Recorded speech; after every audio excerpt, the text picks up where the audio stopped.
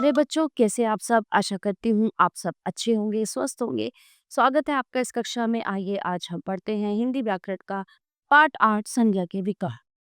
संज्ञा सर्वनाम, विशेषण और क्रिया शब्द विकारी शब्द हैं। इनमें अनेक कारणों से परिवर्तन आते हैं। इनमें आए परिवर्तन विकार कहे जाते हैं। लड़का पढ़ रहा है, लिंग। लड़के खेल रहे हैं, लिंग और वचन। लड़कों ने दौड़ लगाई, लिंग, वचन और कार्य। ऊपर उदाहरणों का मूल शब्द लड़का है। उसमें लिंग, वचन और कारक के कारण अनेक परिवर्तन हुए। लिंग, माली पौधों को सींच रहा है।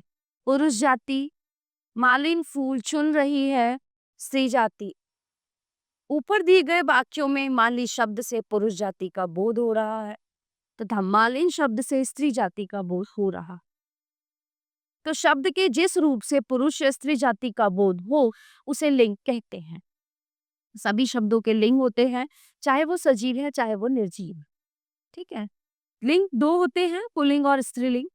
जिस संज्ञा शब्द से पुरुष जाति का बोध हो उसे पुल्लिंग कहते हैं, जैसे नर, घोड़ा, बालक, शेर आदि। जिस संज्ञा शब्द से स्त्री जाति का बोध हो उसे स्त्रीलिंग कहते हैं, जैसे नारी, घोड़ी, बालिका, शेरनी आदि।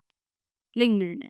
प्राणीवाचक संज्ञा शब्दों में लिंग की पहचान सरलता से हो जाती है। ऐसे शब्दों को पढ़ते ही उनके लिंग का बोध हो जाता है।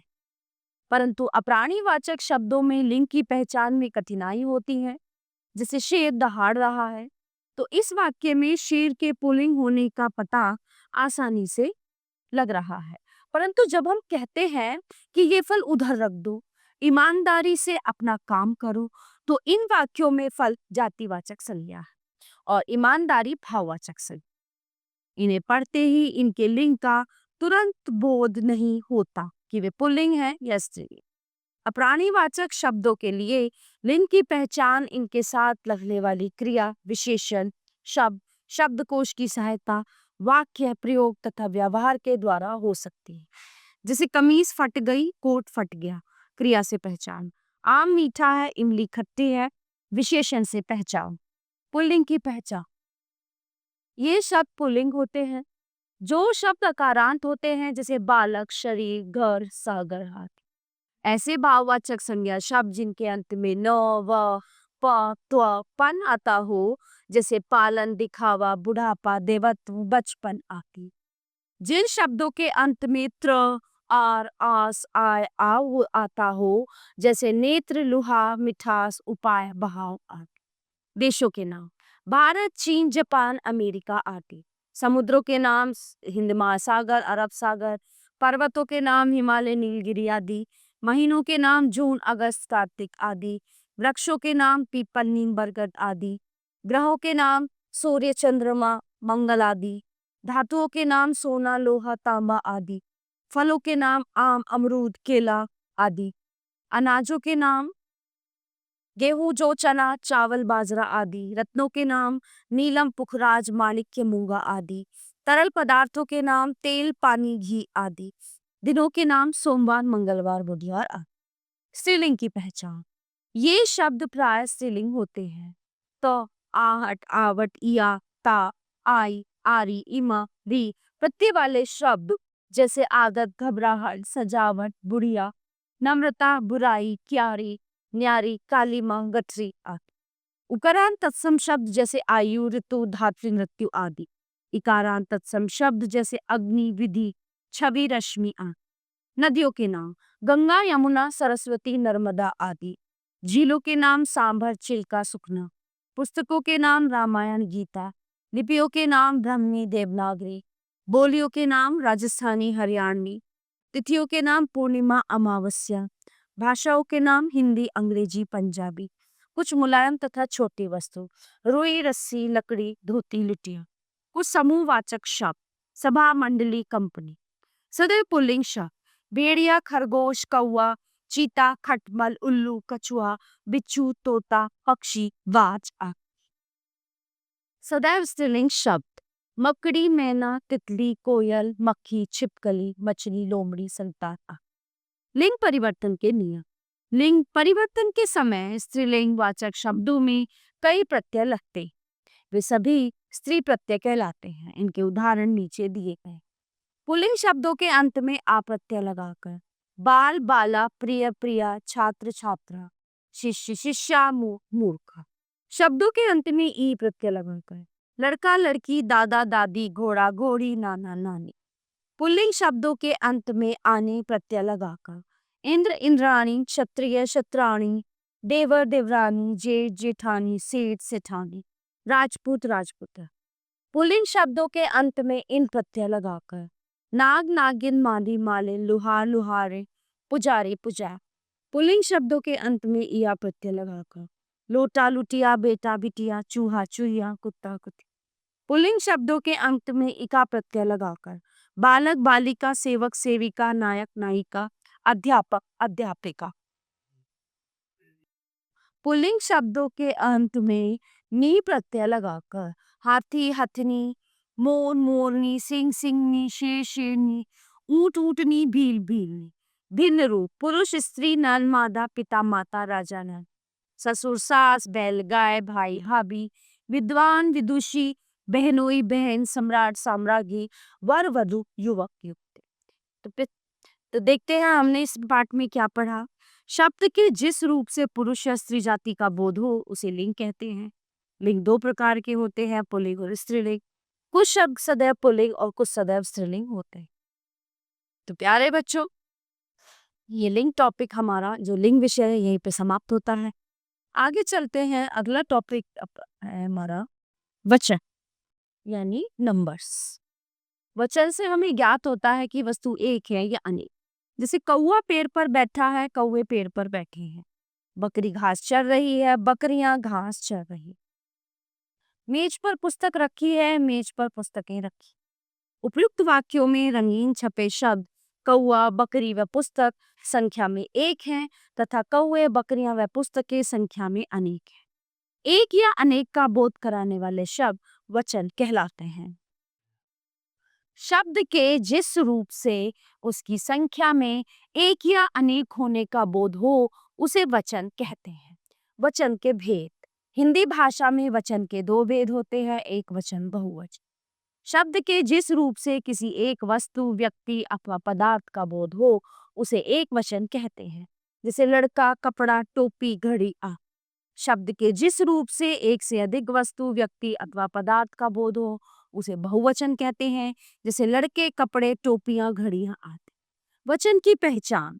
वचन संबंधी नियम। आदर प्रकट करने के लिए एक वचन के स्थान पर बहुवचन का प्रयोग किया जाता। जैसे रानी लक्ष्मीबाई वीरांगना थी। गुरुजी आप कल नहीं आए। मेरी माँ कवयित्री हैं। राणा प्रताप अत्यंत वीर थे। अपना अधिकार अभिमान या बड़प्पन जताने के लिए मैं के स्थान पर कभी कभी लोग हम का प्रयोग करते हैं। जैसे यदि आप हमें वोट देंगे तो हम आपकी समस्याओं को सुलझाने में कोई कसर नहीं छोड़े।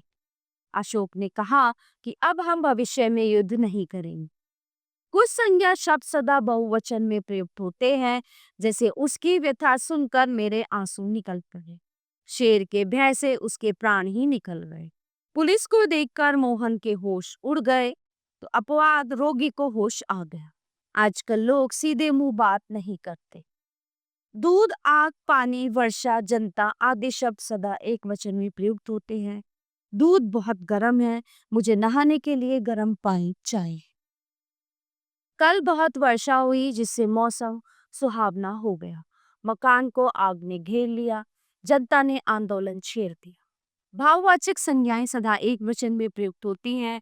जैसे प्रेम किया नहीं जाता हो जाता है, बुढ़ापा आग। धातुओं का बोध कराने वाली जातिवाचक संज्ञाएं एक वचन में प्रयुक्त होती हैं। जैसे लोहा मजबूत है, चांदी सोने से सस्ती है।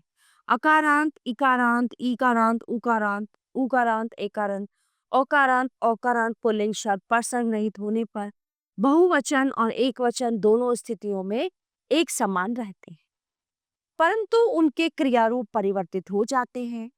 एक वचन बालक खेलता है ऋषि आया। बहुवचन बालक खेलते हैं ऋषि आए। वचन परिवर्तन। आ को ए करने पर पुल्लिंग। काला काले गधा गधे घोड़ा घोड़े चूहा चूहे कंगला कंगले बछड़ा बछड़े। आ को ए करने पर स्त्रीलिंग में भैंस भैंजे भैंसे फौज फौजे आंख आंख। पुस्तक पुस्तकें बात बातें सड़क सड़कें आत आत। आ के आगे ए लगाने पर स्त्रीलिंग में माला मालाएं माता माताएं अध्यापिका अध्यापिका है। मात्रा मात्राएं कन्या कन्याएं बालिका बालिकाएं लता लताएं महिला महिलाएं कला का। ई के आगे न्या लगाने पर स्त्रीलिंग। विधि विधियां शक्ति शक्तियां रीति रीति। नीति नीतियां बुद्धि बुद्धियां तिथि तिथियां। रति रतियां आहुति आहुतियां गति गतियां। ई को इया करने पर स्त्रीलिंग में नदी नदियां दासी दासियां सखी सखियां कॉपी कॉपी। लड़की लड़कियां टोपी टोपियां गाड़ी गाड़ियां विदुषी विदुषियां नारी नारियां कली कलियां परी परियां सदी सदियां। या में अनुस्वार लगाकर चिड़िया चिड़िया डिबिया डिबिया चूहिया चूहिया लुटिया लुटी बुढ़िया बुढ़िया गुड़िया गुड़ी। ऊ तथा औ के आगे ए जोड़ा जाता है और दी स्वर को हिरस्व कर दिया जाता है। गो गौएं वधु वधुएं वस्तु वस्तुएं। ऋतु ऋतुएं लू लुएं बहु बहुएं जू जुएं भौ भौहें धेनु धेनु। ध्यान दीजिए कुछ संबंध सूचक शब्द दोनों वचनों में समान होते हैं।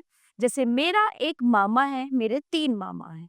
धातुओं का बोध कराने वाली जातिवाचक संज्ञा एक वचन में प्रयोग होती है। जैसे सोना महंगा है और तांबा सस्ता है। कुछ शब्द एक वचन और बहुवचन में तो समान होते हैं परंतु परसर्ग लगने पर उनका रूप बदल जाता है। जैसे मैंने एक पेड़ लगाया हमने कई पेड़ लगाए। पेड़ों पर आम लगे हैं पेड़ पर आम लगे हैं और पेड़ों पर आम लगे। तो आइए देखते हैं हमने इस अध्याय में क्या पढ़ा। शब्द के जिस रूप से उसके संख्या में एक या नेक होने का बोध हो उसे वचन कहते हैं। वचन 2 प्रकार के होते हैं एक वचन और बहुवचन। तो ये था हमारा जो टॉपिक है वचन जो यहीं पे खत्म होता है। आगे चलते हैं। अगला टॉपिक है हमारा कारक। निम्नलिखित वाक्यों को पढ़िए। गौरी चाचा जी के साथ मेला घूमने गई। गौरी वहां झूले पर बैठी। झूला बिजली से चलता था। बच्चों उपयुक्त वाक्यों में आए रंगीन शब्द के साथ पर से वाक्यों में आए संज्ञा शब्दों का संबंध अन्य शब्दों के साथ जोड़ रहे हैं। इन रंगीन शब्दों के बिना ये वाक्य अधूरे रह जाएंगे। जैसे झूला बिजली से चलता है झूला बिजली चलता है। पहले और दूसरे वाक्य का अंतर आपके सामने स्पष्ट है। दूसरे वाक्य में शब्दों का संबंध एक दूसरे के साथ न जुड़ने के कारण वाक्य अस्पष्ट है। अतः सार्थक वाक्य रचना के लिए इन चिन्हों का वाक्यों में होना आवश्यक है। वाक्य में प्रयोग होने वाले ये चिन्ह कारक चिन्ह कहलाते हैं। शब्दों के जिस रूप से वाक्य में प्रयुक्त संज्ञा तथा सर्वनाम का क्रिया या दूसरे शब्दों के साथ संबंध ज्ञात रहता है उसे कारक कहते हैं। हिंदी में कारक 8 प्रकार के होते हैं। कर्ता ने कर्म को करण से द्वारा संप्रदान के लिए अपादान से अलग होने के अर्थ में संबंध का के की अधिकरण में पे फर संबोधन है ओ अरे आते। कर्ता कारक ने क्रिया को करने वाला कारक कहलाता है। यह पद प्राय संज्ञा या सर्वनाम होता है। इसका संबंध क्रिया से होता है। जैसे मैंने खाना खाया। कर्ता कारक का प्रयोग 2 प्रकार से होता है। परसर्ग सहित जैसे राहुल ने स्नान कर लिया। यहाँ कर्ता के साथ ने परसर्ग है। भूतकाल की सकर्मक क्रिया होने पर कर्ता के साथ ने परसर्ग लगाया जाता है। परसर्ग रहित भूतकाल की अकर्मक क्रिया के साथ ने परसर्ग नहीं लगता। जैसे अमर हंसा आयशा नाची। वर्तमान और भविष्य काल में परसर्ग का प्रयोग नहीं होता। जैसे वह पढ़ती है वर्तमान काल नीलम बाजार जाएगी भविष्य का। कर्म कारक को वाक्य में क्रिया का फल जिस संज्ञा या सर्वनाम शब्द पर पड़े उसे कर्म कारक कहते हैं। जैसे असलम ने चिंटू को पढ़ाया। मोची जूते सिलने का काम कर रहा है। पिछले पृष्ठ पर दिए गए वाक्यों में चिंटू व जूते कर्म कारक है क्योंकि इनका प्रभाव पढ़ाया और सिलाने पर पड़ रहा। ध्यान दीजिए अप्राणीवाचक कर्म के साथ को नहीं लगता। जैसे मोची जूते सिलने का काम कर रहा है। जूते कर्म के साथ अप्राणीवाचक है, इसलिए को विभक्ति का प्रयोग नहीं हुआ है। ठीक है। कर्ण कारक से जिस माध्यम से क्रिया के होने का बोध होता है उसे करण कारक कहते हैं। जैसे दर्जी ने कैंची से कपड़ा काटा, कुसुम पेंसिल से लिखती है। तो प्रयुक्त वाक्यों में कपड़ा काटने का साधन कैंची तथा लिखने का साधन पेंसिल है, अतः ये करण कारक। संप्रदान कारक को के लिए कर्ता जिसके लिए काम करता है या जिससे संकेत कर कुछ कहा जाता है उसे संप्रदान कारक कहते हैं। जैसे दादाजी मेरे लिए नई घड़ी लाए, बच्चों को मिठाइयां दो। तो प्रयुक्त वाक्यों में मेरे लिए नई घड़ी और बच्चों को मिठाइयां दो से देने का भाव प्रकट हो रहा है, अतः ये संप्रदान कारक है। अपादान कारक संज्ञा अथवा सर्वनाम के जिस रूप से अलग होने का बोध होता है उसे अपादान कारक कहते हैं। जैसे बंदर पेड़ से कूदता है, धीरज विद्यालय से घर आ गया।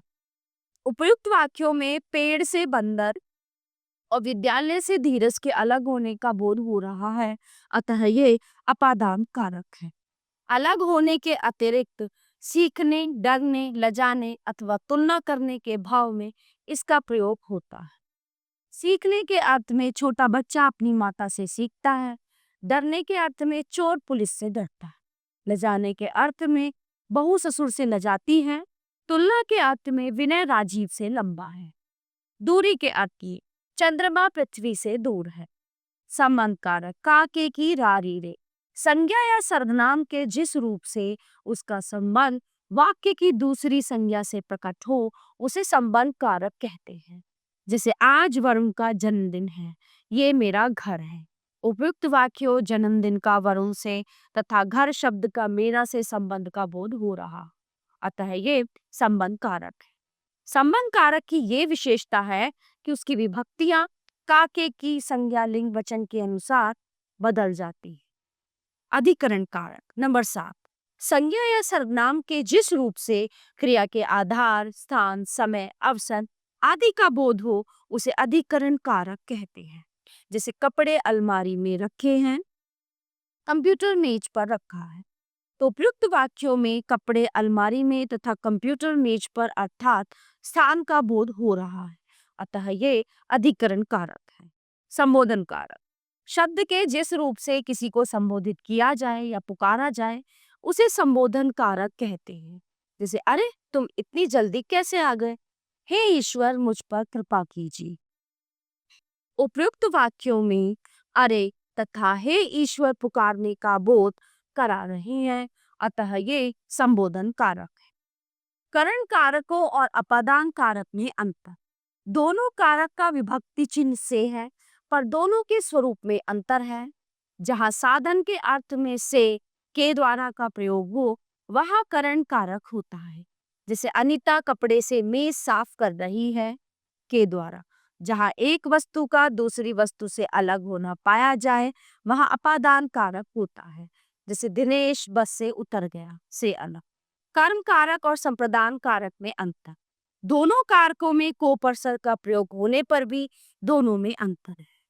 वह शब्द जिस पर कर्ता द्वारा किए गए व्यापार पर क्रिया का फल पड़ता है कर्म कारक कहलाता है। जैसे प्रधानाचार्य ने सुमित को बुलाया, यहाँ कोपर्सर का फल सुमित पर पड़ता है।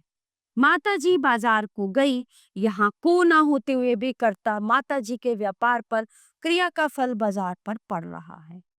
संप्रदान में देने या उपकार करने का भाव मुख्य होता है, अतः देने या उपकार करने की क्रिया में संप्रदान कारक का बोध होगा। जैसे राजा ने गरीबों को वस्त्र दिए, इसमें देने का भाव है। माँ ने बच्चों के लिए खिलौना खरीदा, ठीक है, इसमें के लिए का भाव है। ठीक है, तो आइए देखते हैं हमने क्या पढ़ा इस पाठ में। शब्दों के जिस रूप से वाक्य में प्रयुक्त संज्ञा या सर्वनाम का क्रिया तथा वाक्य के दूसरे शब्दों के साथ संबंध का पता चलता है उसे कारक कहते हैं। करण कारक और अपादान कारक दोनों का परसंग से होता है, परंतु दोनों में इसका प्रयोग अलग अलग रूप से होता। तो प्यारे बच्चों, ये पाठ यहीं पर समाप्त होता है। आशा करती हूँ आपको अच्छे से समझ आया होगा। मिलते हैं अगली कक्षा में। धन्यवाद।